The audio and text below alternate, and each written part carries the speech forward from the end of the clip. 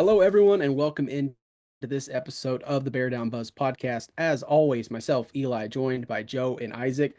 This is going to be a jam-packed episode as the Bears do play on Thanksgiving this week, but hold your horses. We're going to talk about what happened on Sunday, a another heartbreaking loss to a division rival, this time the Minnesota Vikings losing in overtime to what many thought was going to be the game that kind of got us back on track, but that was not the case. However, uh, several topics to get to here, mainly Caleb Williams.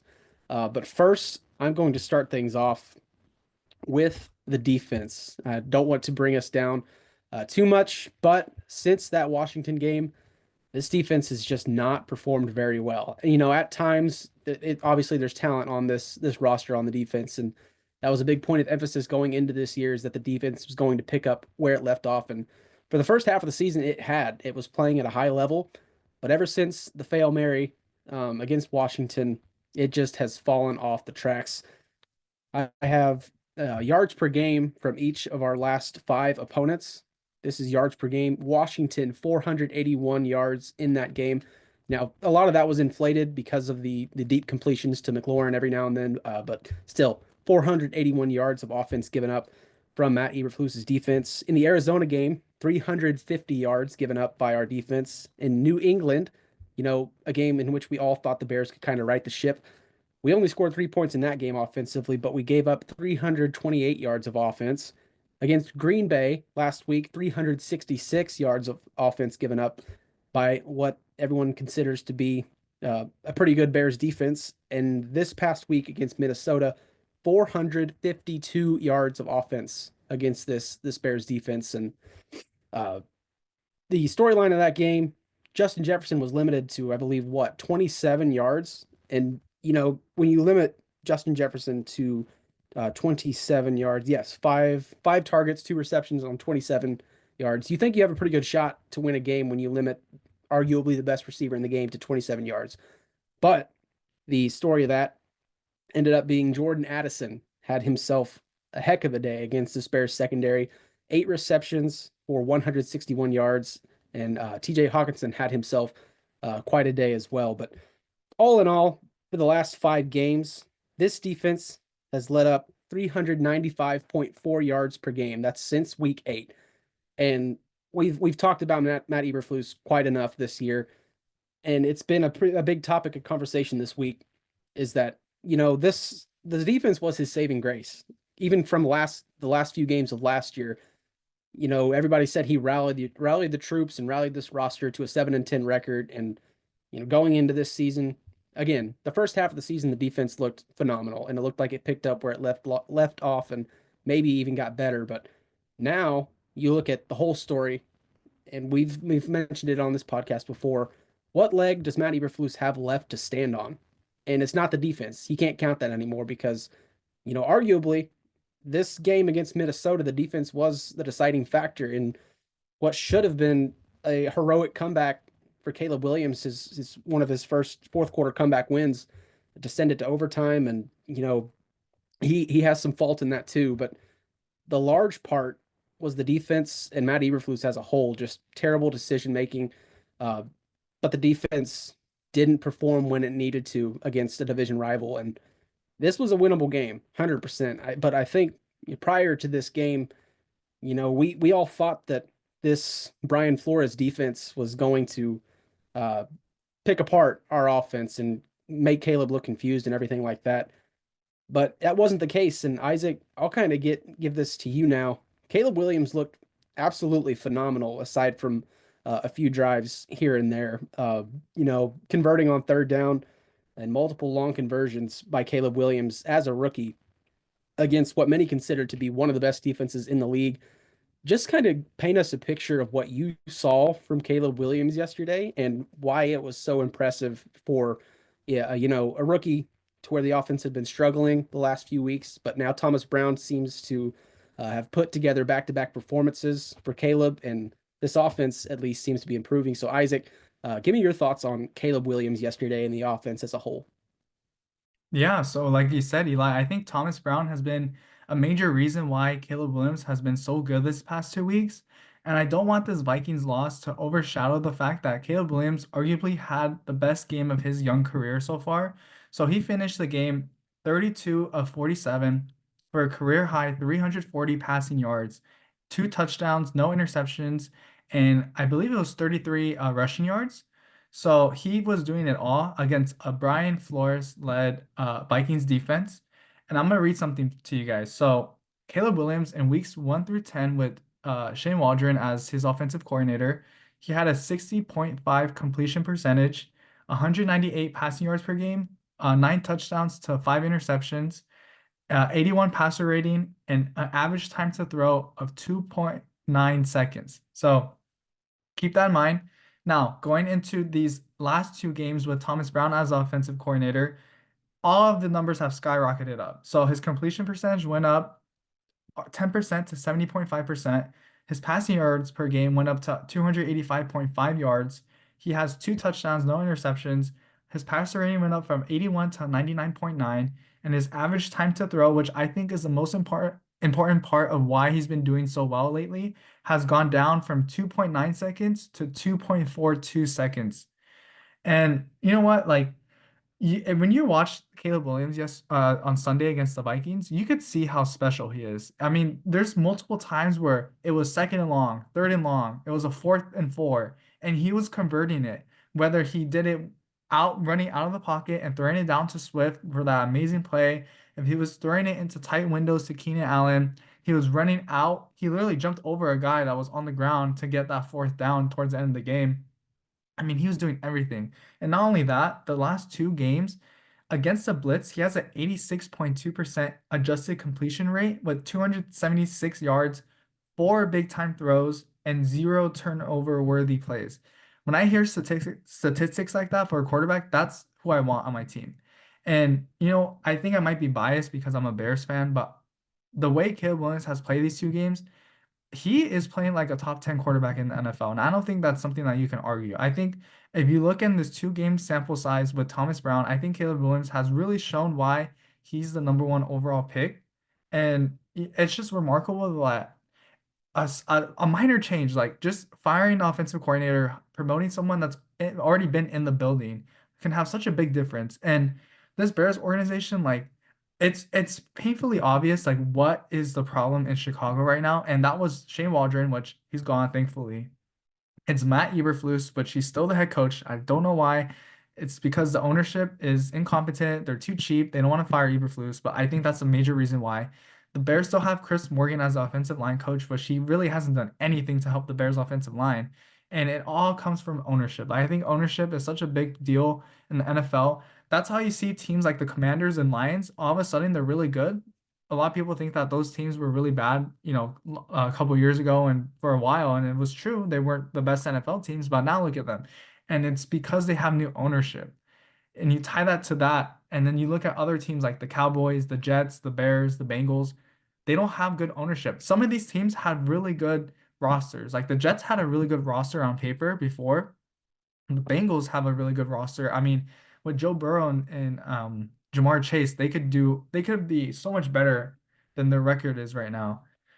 So, I mean, there's so much to be excited about with Caleb Williams. Like he lit up a Brian Flores defense that people know that he's a really good defensive coordinator. The Vikings had the fourth best defense in the NFL prior to this game against the Bears. Like it was no joke. And it's funny because people were saying, oh, well, Caleb Williams was only doing good against teams like the Panthers and the Jags because they're not good. But he's still doing well against the Packers and Vikings when they're one of the best teams in the NFL. So it's like, you got to make it make sense. Like Caleb Williams is good. He was the number one overall pick for a reason. And not only that, he actually became the Bears franchise leader for rookie passing yards, which is a really low bar in Chicago. Like it's not something that was really hard to do, but he did it. And it's nice to see that. But I mean, it's like the list can go on and on. Obviously, if you watched the game, you saw that he took two really crucial sacks in overtime, which was not a good thing to see. And a lot of people were getting flashbacks about how Justin Fields would do that in clutch situations and stuff like that. But he's a rookie; he's gonna learn. The best thing to take away from this game is that he played mistake-free football. But not only that, he was doing it playing free. Like Thomas Brown has allowed him to play with freedom, and that's something that Waldron didn't do, and that's why Williams wasn't doing well. Like he wasn't having these 300 passing yard games, multiple touchdowns, and stuff like that. And once we get the right coaching staff, like it's gonna be this football team is gonna be really good. It's just, it's probably not gonna be this season because the Bears are not gonna fire Eberflus and stuff like that. But there's a lot to look forward to with Caleb Williams. But during the game, there was some really bad officiating, and as a Bears fan, it was really frustrating because it felt like it was Bears against the refs. Like there was just some stuff that was going on, and I mean, the challenge with that Matt Eberflus did, that was a failed challenge. Obviously, like that wasn't the refs' fault, but Eberflus has a lot to work on, and I don't know if he's gonna get another chance at NFL. But I want to toss it over to you, Joe, because I know you have some thoughts on the officiating and the use of boundary cams, which is something that a lot of people haven't really seen or heard of. So I'll toss it over to you, Joe, so you can give your thoughts on that. Yeah. Really quickly before I get into that, I just didn't want to mention, as you mentioned a couple times, that Caleb doesn't have any turnover worthy plays in the past two games. Technically, he does. He should have thrown a pick yesterday or on Sunday in the middle of the field to Cam Bynum, but Bynum dropped the pick. I don't know if you guys remember that play, but that should have been a pick. Bynum just dropped it. It went straight to his hands. So that's his only turnover where they play, which like he threw 4-7 passes yesterday. To have one that should have been picked is crazy. Only one, like that's a crazy uh stat. But yeah, so in terms of the boundary cam and Matty Eberflus's bad challenge and kind of the iffy officiating, yes, on Sunday, I want to start off with the challenge that Matty Eberflus threw. That was when you look at it, like it's not a great challenge.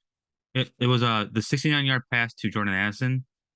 He thought Addison stepped out of bounds, but when you watch the replay, there's like you don't see him step out of bounds at all. So this has been an issue with Eberflus the whole year and his challenge staff. They don't know how to tell when people are in bounds, out of bounds, if someone caught a ball, if someone didn't catch a ball. It, against the Houston Texans, they challenged a Stephon Diggs catch that a was a catch. He drug his feet, and Flus was standing right in front of the play when it happened, and they still challenged it. And then challenged an interception in the that same game from Kyler Gordon. That wasn't a catch. That one was a little bit closer, but it still wasn't a catch. And then they challenged one other play that I don't quite remember right now, but that also wasn't a great challenge. I remember that for sure. And then obviously on Sunday they challenged the Jordan Addison catch that they shouldn't have challenged because it was a catch.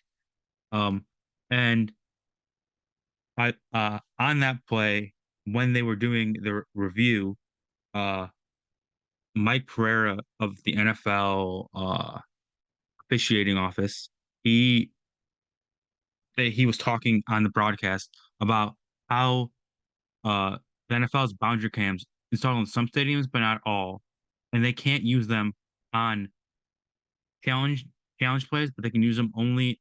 They're only able to use them on officiated like uh when the replay assist gets chimed in to use on a play. Which that makes no sense because like if you have the camera, why can't you use it on everything? And B, why don't only some stadiums have this? NFL is a $1 billion corporation. They should have this in every stadium, no matter what. Then you can use it. Then they should definitely use it on every single challenge, every single replay assist. Like, does it make sense to not have it in every stadium? Also, it doesn't make sense. You cannot um use it on a challenge. It just doesn't. If the play's on the sideline, you should be able to use it on the challenge. Uh, but yeah, that's kind of my thoughts. Oh, I also just want to on that. Beaverfus is 0 for 4 in challenges this year. I don't know if I said that earlier, but he's over 4 in challenges this year, and he's 2 for 19 in his 3 years as head coach, which is terrible. I don't know if you could find anybody with a worse challenge record than that. Probably not. just like you can't find anybody with a worse post-game record than Eberflus. But and that also went up by an extra loss to this on Sunday, so not good.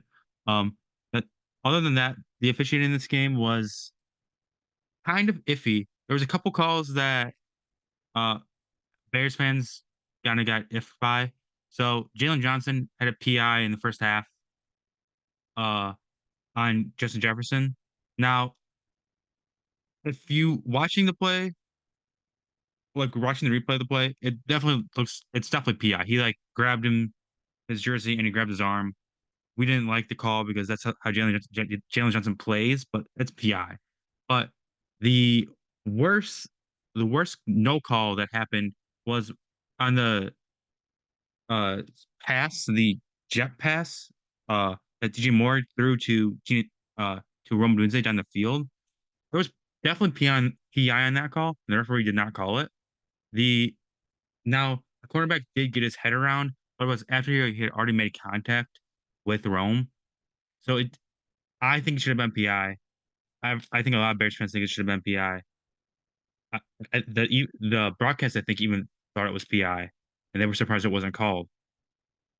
So like, yeah, that's just a bad call.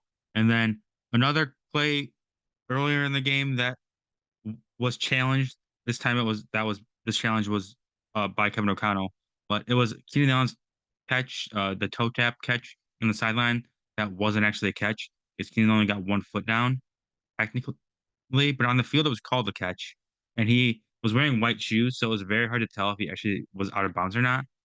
Uh, we were all talking about this beforehand, and Isaac thought that there was not enough evidence to overturn it on the replay, which I can see where that he's coming from. But since the cleats are the same color as the sideline, you can't really tell if he's actually out of bounds. They probably should have kept it as the same call. But I could also see the other side of, yeah, he probably did actually step out of bounds. But again, it's hard to tell because his cleats are white. So the Bears kind of got screwed on that. Like, and that led to the blocked field goal in the early or on the next on that drive, which is another thing we need to talk about.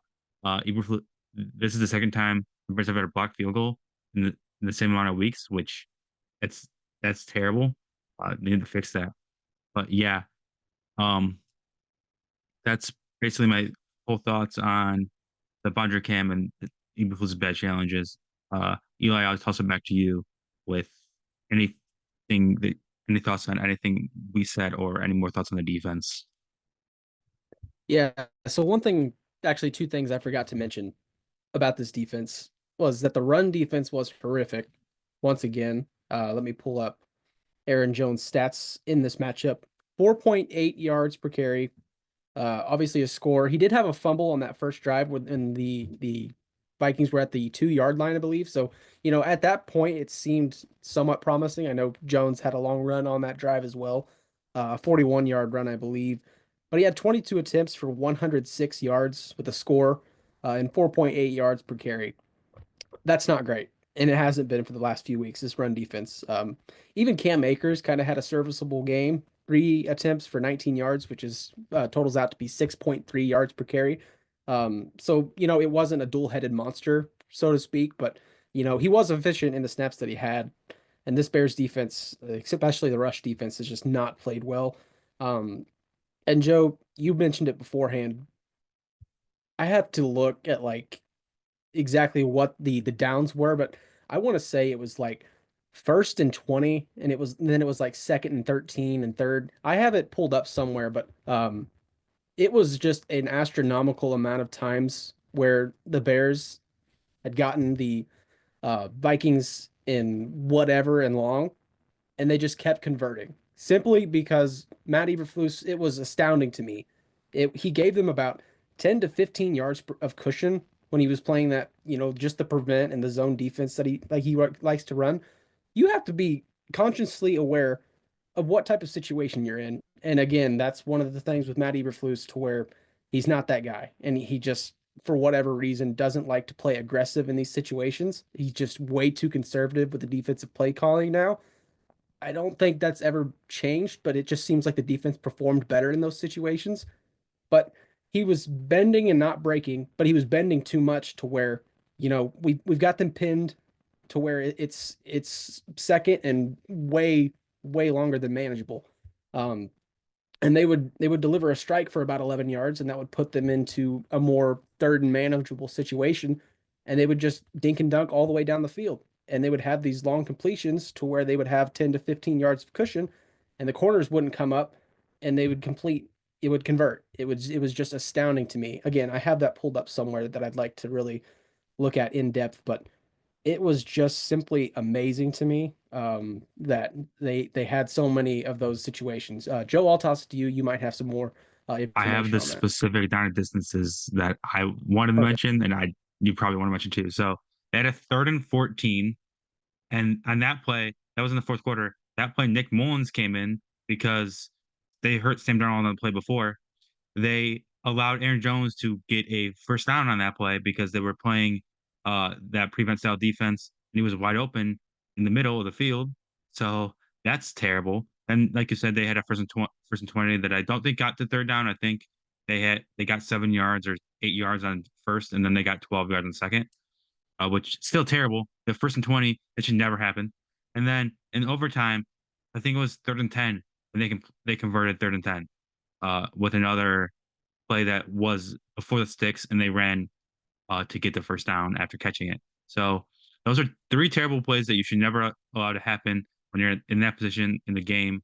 And I mean, this defense wasn't doing it before. And like Eli mentioned, it's probably the same defense that they've been running. I just don't think this team is as motivated to play for Flus as they were at the end of last season and in the beginning of the season, just because of what happened in Washington and then thereafter, and him not taking accountability, and him still kind of not taking accountability for his actions. Although he did kind of, he did kind of yesterday, but for certain things and then not for other stuff, which I don't get it. Just take accountability for everything that went wrong because you're the head coach. You should do that. But yeah, those are the three uh the down distances that were long that the Vikings still somehow converted. Yeah, thank you for that because it definitely deserves the specific attention. Just how it's one, I'm all over the place just because I'm so angry that they were able to convert on every single one of those drives. It's one thing for them to be sporadic throughout the matchup, It's like, okay, we're just getting unlucky at times. We're gonna tighten up on the next drive and we're gonna prevent. But for that to happen on the game-winning drive in overtime, it is just astronomically unlikely for that to happen. And that has been the storyline for the Bears all season long. We're just finding new ways to defy the odds in a negative way. It is just incredible to me that we just keep finding ways to disappoint ourselves. It's incredible to me. But again, thank you, Joe, for pulling up the specific drives and down and distances. It's much appreciated. But, you know, overall, I think the storyline, Isaac, as you kind of mentioned, Caleb Williams had himself a great day against a great defense, and I don't think that it should go unnoticed by the league. And I think it largely hasn't. I think this was a game to where it kind of woke up the league to the type of player that Caleb Williams is. I don't mean to bring up Jaden Daniels, but we're talking about rookie quarterbacks here. The last three games, the Commanders' offense has just not looked great. Um, it was incredible to me that the conversation through the first few weeks, I'll even say the first half of the season, was that Jaden Daniels was by far and away the best rookie quarterback. And now what we've all known all along, this Cliff Kingsbury offense in the back half of the year has fallen off a cliff. We all saw it coming, and now Caleb Williams is see Joe knows he knows the Cardinals and he knows Cliff Kingsbury. That's the number one hater of Cliff Kingsbury there. Uh, but we all saw it coming, and now the conversation has kind of shifted back to Caleb Williams being meeting those expectations of a first overall pick. And I think this was the game that kind of shifts gears for most people. This was no fluke to me. This was Caleb Williams showing that he is that guy. And for him to do it in back-to-back weeks against divisional opponents bodes well for the future of this franchise. You know, Green Bay, I'll say their defense is good. It's not as good as Minnesota's, but that's 2 weeks in a row against divisional opponents that Caleb Williams has come out and shown that he's up to the task. And it's back-to-back weeks of special teams errors, head coaching decisions that have just derailed that. Because, we could realistically, hypothetically, if the script were flipped, Caleb Williams would be 2-0 against the division right now. And we would be having a much different conversation. The Bears would be 6-5, if I'm not mistaken, and kind of fighting their way back into a playoff spot in the NFC North. And it just goes to show you how fickle the NFL is. It's a play here and a play there. But that's been this season. Just bad breaks for the Chicago Bears. But for Caleb Williams to just hang in there and get back on track, um, I hope, that most people's minds have been changed. Now it is just a 2-game sample size, but it's not the only 2 good games he's had this year. So um, that's kind of my opinion on it. I think we're in good shape for the record that we have, just future wise. Um, but the writing is on the wall, and it has been for weeks now. Matt Eberflus is gone. I don't think I can find any one person that would disagree with that at this point. Do you guys have any thoughts in regards to Caleb Williams, Matt Eberflus, the Bears season as a whole, before we kind of get into this Detroit matchup on Thanksgiving? I did want to bring up something. I saw a video of the owner, George McCaskey. He was at the Bears tailgate before the game, and he was talking to some fans. And I don't know, I'm not a good lip reader, but one fan apparently was a good lip reader, and he put what McCaskey was talking to the Bears fans about, because the Bears fans were telling him basically like, you need to fire Eberflus. And McCaskey replied, he would reply with like, I know, don't worry, like I know. But that's basically what he was saying, right? And I know from what I've seen from people that have talked to George McCaskey on Bears Twitter and stuff like that, they say that he's a really nice guy, and I could see that. He's usually at the tailgates with people. They're doing a lot. They're always doing like donations and community service stuff and helping out the community, which is nice to see. But I mean, at one point, do you, as an NFL owner, sit down and really think to yourself, like, am I doing the right thing? Like, is this the right way to go about handling an NFL franchise? Because you know what? His grandpa, I think it was something McCaskey, I forgot his name. He bought the Bears for like $20. $20 today, like when the Bears were like a founding NFL franchise. But now things are different. Like you can't just let someone like Eberflus stay as the head coach for that long. He shouldn't have been the head coach this year. And I don't know, like you have to have a meeting with like Ryan Poles or someone. You gotta talk about this stuff. Like, is this guy really the future of our franchise? Like, is it worth keeping him on this roster? Like, I know he's tied to the team for maybe I think next season, and that's about it. But other teams, they realize it, right? They look at a coach and they're like, you know what, this guy is not capable of running an NFL franchise. Like, we can't have him as the head coach anymore. We need to move on. That's what the Lions did recently, and they hired Dan Campbell, and he's been an excellent coach. That's what the Packers did. They had Mike McCarthy. He was a really good coach for them for a long time. But they realized, the Packers organization realized that it's time to move on, and they did, and they found a really good head coach in Matt LaFleur. And look at what Mike McCarthy's doing in Dallas now. He's kind of ruining their team too. I'm pretty sure he's going to get fired at the end of the season as well. So, I mean, fans know this. Players, I'm sure they know this, and it's up to the Bears organization to figure this out, because it's hard to have such a talented team be wasted like that. Like, we know this team is talented. We know that they are way better than a 4-7 record, yet they're not doing anything about it. And this season, this offseason, if I see a meeting with Ryan Poles and Eberflus, and they're like, yeah, we're sticking this season with us too. Like, we're gonna make sure we take. I mean, I get frustrated. Like, there's so much to talk about. And one more thing I want to say before we move on is Ryan Poles, when he was introduced as the Bears GM, he said, we want to take the NFC North and not give it back. But Ryan Poles' record against the NFC North is 2-12. So, I mean, I don't know how long he is gonna stay as the Bears GM, but at some point something's gonna change. So I'll toss it back to you. Like that was basically what my thoughts on were on the Bears organization. Yeah, at some point you have to prioritize winning over everything. That's just sports. I think you said it well.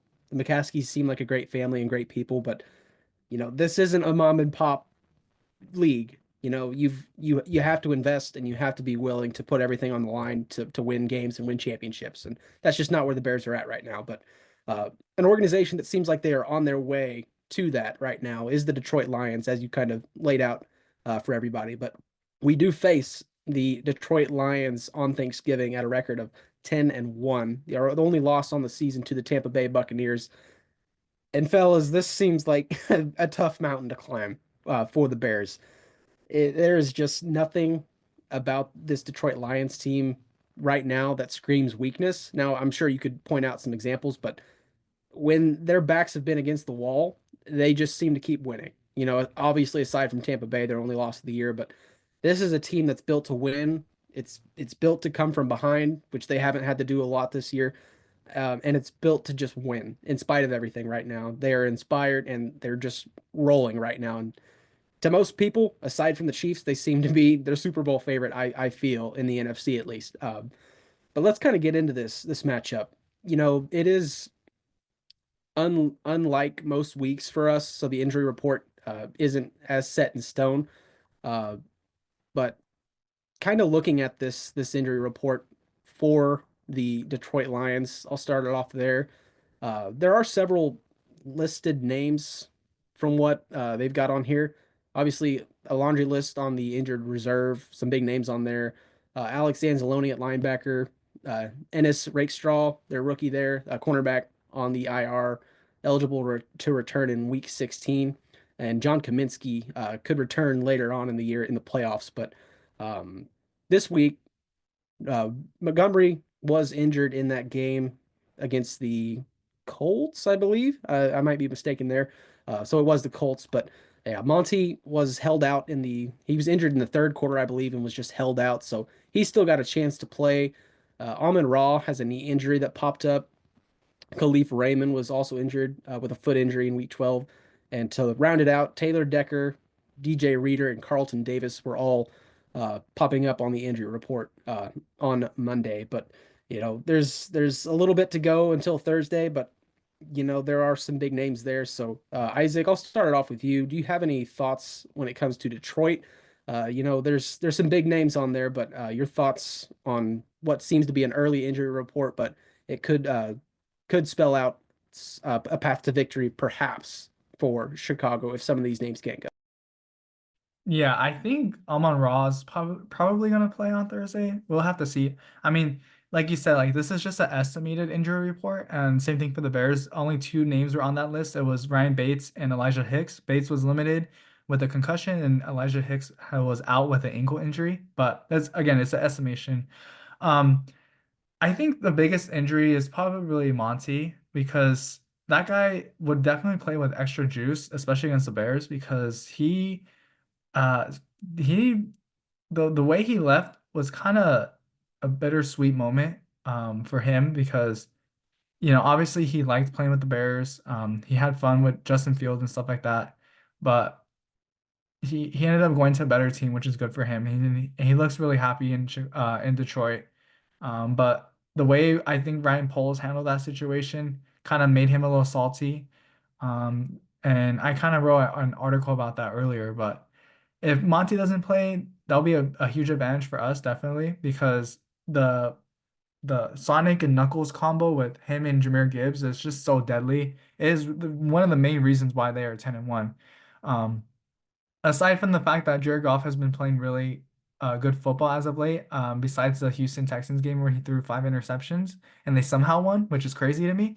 But besides that, the Lions have the best offensive line in the NFL. The Bears can't really seem to sack anyone. I don't even think they know that it's okay to sack a quarterback at this point. But um, it's gonna be really hard against this Lions team. They're playing at home on Thanksgiving. Lions fans are having the time of their life, like 10-1. I think this is the first time the Lions are 10-1 since like 1972. if I'm not mistaken. I saw that somewhere. I don't know why I remember that, but yeah, I mean the Lions, they've had years of misery just like us. They've been a little worse. They had one nice season when they made the playoffs, but besides that, I mean they really deserve it. They have such a good culture over there. I think Dan Campbell is such a great coach. I really like what Brad Holmes has done to construct the Detroit Lions. I mean, the Lions just not too long ago, they were one of the worst teams in the NFL. They had that streak at the end where they started winning games. And that was when we should have beat the Lions and we lost to them. And I'm like, okay, there's something different about this Detroit Lions team. And they ended up doing, they ended up improving a lot year by year. I mean, last year they were in the NFC Championship with the 49ers and they lost.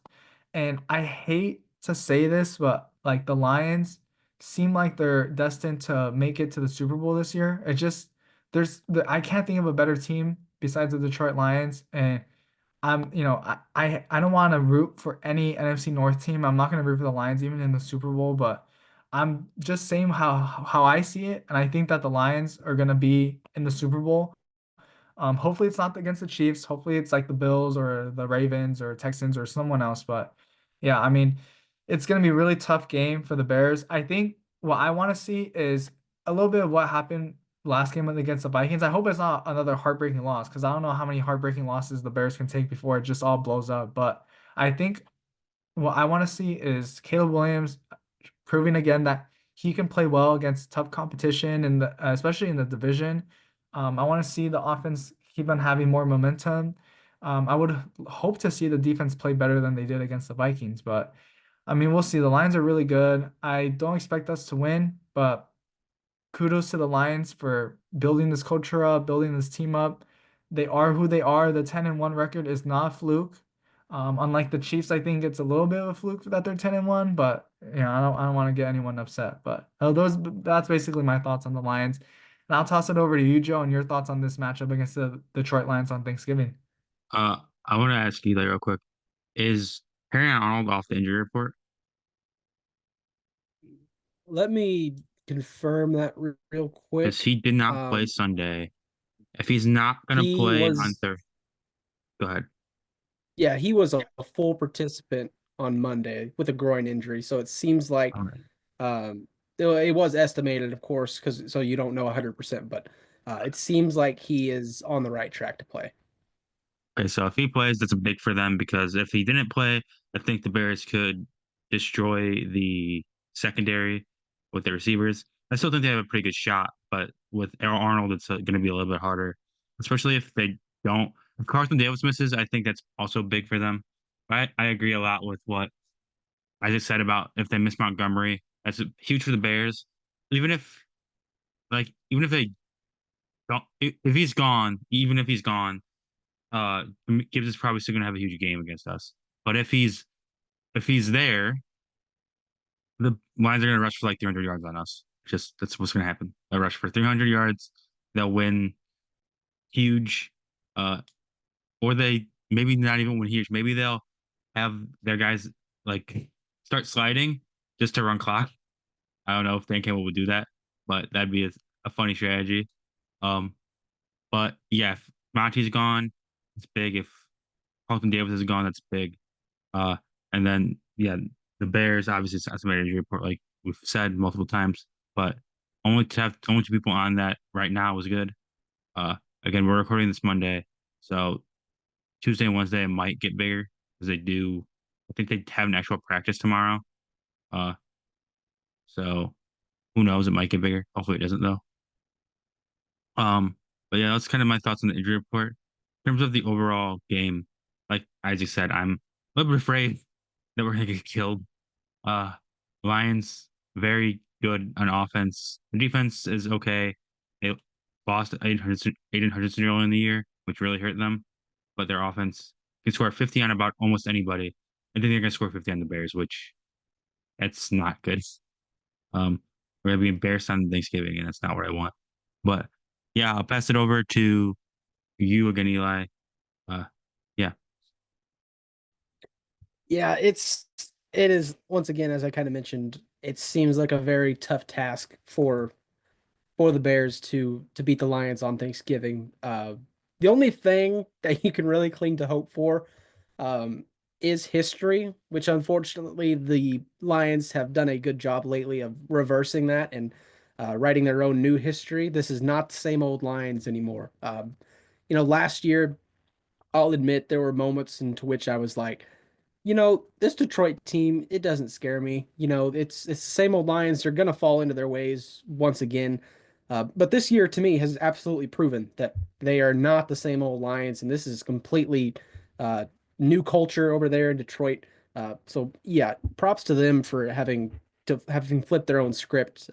We could learn a thing or two, as much as I hate to say it, over here in Chicago. But uh, yeah, I agree completely that Monty will be, to me, the biggest factor in this injury wise. I love the example you used, Isaac, Sonic and Knuckles. I think, not only does that match up play style wise, I think it matches up personality wise. I think that works out pretty well. Uh, but my original point, history wise, the Lions are 37, 45, and 2 on Thanksgiving. So that's a tiny little tidbit that maybe we could hang our hats on. The Lions historically have not played well on Thanksgiving. And I do think, as crazy as it sounds, that it will play a bit of a factor. I think, it's something that lingers in the back of Lions fans' heads that Thanksgiving just isn't their day. It's always something that has haunted them, but it is going to be something that I think will be a point of emphasis for this team. They're going to want to get that off their back. Um, and the Bears is, as crazy as it is to say, I think they have momentum coming off these two losses. Now, obviously, I'm not in that locker room, and I'm sure that back to back to back to back to losses doesn't bode well in an NFL locker room. But offensively, I think they have momentum right now. And I think Caleb, of all people, wants to prove it more than anybody. I think he wants to win against the divisional opponent, and he's been darn close, as we mentioned earlier. He should be 2-0 right now if you really think about it. But he wants a win, and I'm not going to pick the Bears to win this game. That's not what I'm saying, but um, I personally think it's going to be closer than people think. Now, I'm not saying it's going to be a 3-point game or a score, but I could see realistically it being a 10 to 14 point game in which the Bears have a shot late, possibly. But I don't think it's going to be a blowout. And saying this right now, it's probably going to look really funny at the end of that game on Thursday, with our luck. But I think we have a shot to be competitive in this matchup. Now, Isaac, I'll toss it over to you. You know, as we kind of mentioned beforehand, we're not going to give any score predictions because this is just one of those games to where it could be 55 to 14 or it could be 34 to 24, in my opinion. It's just one of those that you don't know it's going to go either way. But just your general thoughts on this matchup, if any, against the Detroit Lions. Yeah, I would say, like you mentioned, Eli, the Bears kind of have this history of playing well against the Lions on Thanksgiving. I remember watching that game where Swift, ironically, because he's on the Bears now, but he had that drop pass at the end of the game that could have sealed the win for the Lions, and then the Bears ultimately won because of it. But that's just one example of the many times that we've played the Lions and we've kind of had their number. Back then, when we had Eddie Jackson, he had that pick six with against Matt Stafford when he was on the Lions and stuff like that. So that could definitely play a factor. I think, the Bears can kind of see that and be like, we still have a chance. But unfortunately, I feel like the Lions are just too good right now to like not mess up like that, especially against the Bears, where the Bears are just master fumblers this season. Like they fumble the bag. Like we had so many chances to win this season. We didn't. I don't think Eberflus is going to be able to beat Dan Campbell. I always, at this point, it's sad, but I always look at who's the head coach for us and then who's the head coach for the other team. And 9 times out of 10, the head coach for the other team is honestly, no, not 9 times out of 10. Every single time, the other team has a better head coach than the Bears. So it's like, I don't want to, like, I want to get my hopes up, and I think that the Bears have the roster to win. But this guy coaching this team is literally like the worst head coach in Bears history, in my opinion. Like, I've seen plenty of bad Bears head coaches, but this guy is like the icing on the cake for that because he just finds ways to lose. And as much as I want the Bears to win and it'll be good for the guys in the locker room and stuff like that, I just don't think that this is the week. Maybe, just maybe when we get to the 49ers or the Seahawks, we'll probably get a win in one of those games. We'll probably end up beating the Vikings next time when we go to Minnesota. But this game, I just can't see it, unfortunately. But for me, like I said earlier in this episode, I just want to see Caleb Williams continue to develop and continue to show that he was a number one overall pick for a reason. So I'll toss it over to you, Joe, and your thoughts on this Detroit Lions matchup against the Chicago Bears, if you have any. Yeah. I'm gonna give quick keys, or not really keys, but things that the Bears need to do to win this game that I think we all agree that it's very unlikely, but here's a couple of things the Bears need to do to win this game.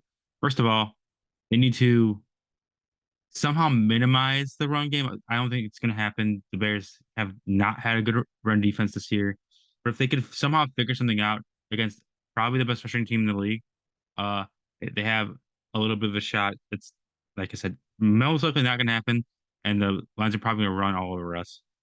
Um, and then offensively, I think we can actually get the run game going this week. I don't think the Lions have too good of a run defense. I think it's about average this year, uh, which I guess better than last year because they didn't have a good run defense at all last year.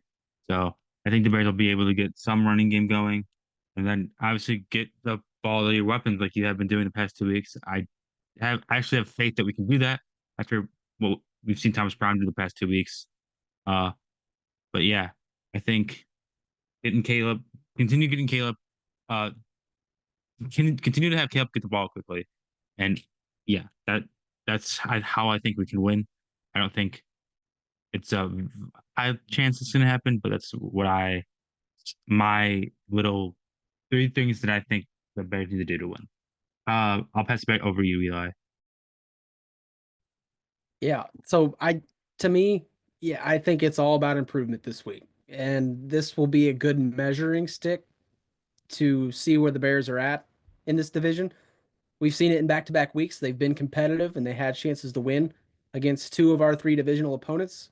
Uh, it's tough to kind of put yourself up against this squad right now because you put 31 other teams against this team, and I would say there's a handful of teams that are up there that can compete with that squad right now. And I personally don't think that the Bears are one of them, and I'm sure you guys would agree at this point. Uh, but it's a good way for you to see what your rookie quarterback looks against an opponent that he's going to see twice a year for the rest of his career. And this Detroit team doesn't show any signs of slowing down right now. So this is going to be a familiar squad for him, and it will be good to get those reps for him against this defense and this opponent as a whole. Uh, develop some tendencies, see some weaknesses in future games, and again, I don't think they're going to win this one, but maybe the second time around in Chicago, this will be something that they can learn from, I guess. It sounds pitiful. It really does that we're just down and out and don't think we have any shot. But that's the reality of this Detroit team right now is that they are just leagues above most, if not all, NFL teams right now, in my opinion. And to me, they are my Super Bowl favorite. There's only a handful of teams that you can put in that category right now, but they're just firing on all cylinders, and we should only hope that the Bears are competitive in this game. And again, that's all we're really going to look for in this matchup. But do you guys have anything else regarding this matchup against Detroit on Thanksgiving? One more tidbit before we head out. The Bears are 19, 15, and 2 overall on Thanksgiving. They are 6, 2, and 2 at home and 13 and 13 on the road. So this is one of those matchups to where we can be 500 or above 500. And it's probably not going to happen on the road. But yeah, Joe, one more. You got anything else before we Yeah. sign off here? The last quick thing I'll drop is the Bears. I mean, it's common knowledge, but the Bears the past 2 seasons have actually played really well against the Lions. They should have beaten them twice last year. So if that's a little bit of hope. Now it's a different Lions team. Well, it's kind of the same, but it's the same but different Lions team from last year. So and it's definitely a demoralized Bears team. So again, it's iffy. We all think it's not going to go well, but there's hope. There's at least a little bit of hope that the Bears might be able to pull something off. Uh, but like we've said multiple times, we don't think it's going to happen. But yeah, I'll throw it back over to you now, Eli. Yeah, I love that you mentioned it because we have played well against Detroit, and that's the sad part about it is that in normal years we would give ourselves a shot to win this game, if not be favored in one of these matchups, and that's just not the case. But it is something definitely to watch out for because that's the reality of the NFL. Any given Thursday, Friday, Saturday, Sunday, what have you, anything can happen. So that's the one aspect that you've always got to watch out for. But with that being said, I think we are going to sign off here. Be sure to go and like our TikToks, our shorts, watch these full episodes, read up on these guys' content. As always, they do great work. Um, yeah, you've got to have hope. That's all we can have at this juncture. The Bears are 4-7. Most of us think here that it's going to be 4-8 by the end of the week, but at this point, the playoffs are out of the question. It's just we're not going to go on a 6-game winning streak and sneak into the playoffs at 10-7. That's just not the reality. But you've just you gotta watch out for development. That's all you can really have right now. But with that being said, again, be sure to go like everything on media, share, retweet, see us on Twitter, everything. Again, this has been the Bear Down Buzz podcast. We will see you next week after this Thanksgiving matchup to kind of break things down. Uh, and yeah, be sure to watch us everywhere we go. With that being said, this has been the Bear Down Buzz podcast, and we will see you next time.